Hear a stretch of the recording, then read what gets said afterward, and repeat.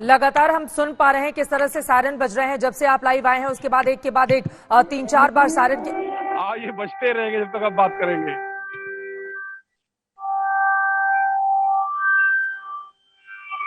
जी बोलिए, अभी आवाज आ रही है, मैं सुन पा रहा हूँ। राजेश, मेरा सवाल है कि बाकी तो ठीक है, लेकिन चेन्नई में और सूमी में इतना घमासान क्यों युद्ध चल रहा है? क्योंकि जब चेरनोबिल गिरा था या चेरनोबिल पे कंट्रोल किया था तो हमारी उम्मीद ये थी कि ये बॉर्डर टाउन्स हैं, इनको मेरे ख्याल में रशिया ने शुरू में ही रशिया से मिलते हुए बॉर्डर से हैं, तो इनको इन पे कब्जे में इतनी क्यों दिक्कत आ रही रशियन फोर्सेस को? ये 5वां सायरन।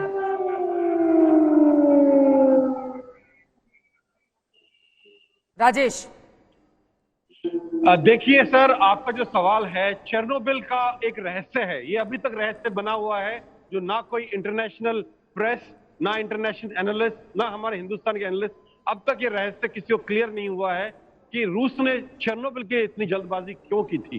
क्योंकि आप देखें, इतने अदर वैल्यू टारगेट्स हैं यूक्रेन में, लेकिन रूस ने बहुत जल्दी पहले ही दिन उसके टैंक्स वहां मूव कर गए थे और पूरे चेरनोबिल एरिया को सिक्योर कर लिया था। वो एक आइसोलेटेड एरिया है जिसमें अभी भी रेडिएशन है, कोई नहीं रहता वहां पे, वो फंक्शनल नहीं है न्यूक्लियर पावर प्लांट, लेकिन वहां रूस ने इतनी जल्दबाजी क्यों दिखाई और उस एरिया को सबसे पहले सिक्योर क्यों किया, इसका कारण अभी तक कोई एक्चुअली नहीं जान पाया है।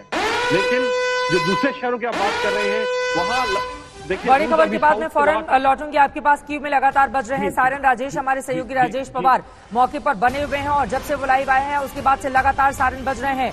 राजेश, खतरे की ये सायरन है, स्थिति खराब होती हुई 2 जगहों पर सीज फायर, लेकिन बाकी जगहों को लेकर रूसी सेना खासतौर से कीव को लेकर 3 जगहों से आगे की तरफ बढ़ रही है, जो जानकारी निकलकर सामने आई है। राजेश, देखिए चित्रा, कीव के आसपास इतनी मूवमेंट नहीं है, मैं आपको सही बताऊं तो।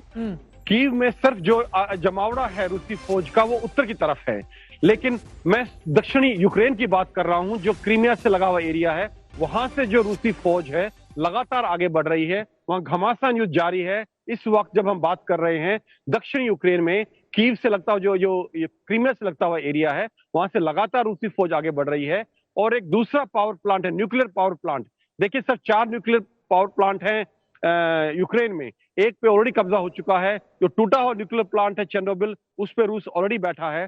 ये अभी तीसरा न्यूक्लियर पावर प्लांट है जो यूजनो यूक्रेन इसका नाम है, जिससे सिर्फ रूसी सेना इस वक्त 30 किलोमीटर दूर है, और वो अगर इस पे भी कब्जा कर लेती है तो इसके बहुत इंप्लीकेशंस है। चित्रा, देखिए जो यूक्रेन की जो इलेक्ट्रिसिटी प्रोडक्शन है, जो यहाँ बिजली प्रोड्यूस होती है जी, उसका 50% यहाँ जो है वो न्यूक्लियर पावर प्लांट से पैदा की जाती है। अगर इनमें 2 बड़े न्यूक्लियर पावर प्लांट 4 में से अगर रूस कब्जा कर लेता है तो देखिए वो बहुत से शहरों को और यूक्रेन की बहुत से गांव और शहरों को बिल्कुल बिजली से काट सकता है, और ये अपने आप में मिलिट्री यूज के लिए भी इस्तेमाल किए जा सकते हैं। चित्रा।